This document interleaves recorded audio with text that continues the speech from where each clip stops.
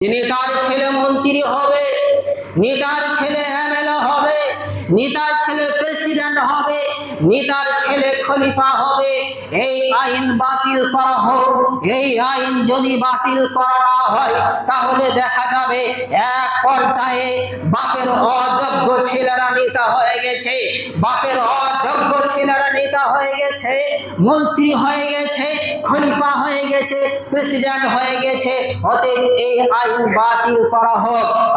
একদিন আমিরে মুআবিয়া বড় বড় সাহাবীদেরকে নিয়ে, বড় বড় তাবিদেরকে নিয়ে মাশওয়ারা করলেন, আলোচনা করলেন যে আমার ছেলে ইয়াজিদকে খিলাফতের দায়িত্ব দিতে চাই, খলিফা বানাতে চাই।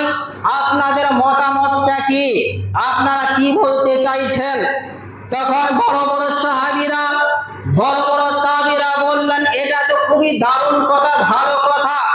আপনার ছেলে ইয়াজিদ খলিফা হবে, খিলাফতের দায়িত্ব গ্রহণ করবে, এটা তো দারুণ কথা। আর দেশ চালানোর ক্ষমতা, দেশ চালানোর যোগ্যতা আপনার ছেলের মধ্যে আছে, আপনার ছেলেই পারবে দেশ চালাতে। অতএব আপনার ছেলে ইয়াজিদকে এই দায়িত্ব দেওয়া হোক। এই কথা শুনে আমিরে মুআবিয়া তখন ছেলে ইয়াজিদকে খিলাফতের দায়িত্ব দিয়ে দিলেন, গদিতে বসিয়ে দিলেন। এরপর ৬০ হিজরিতে আমিরে মুআবিয়া ইন্তিকাল করলেন, মারা গেলেন।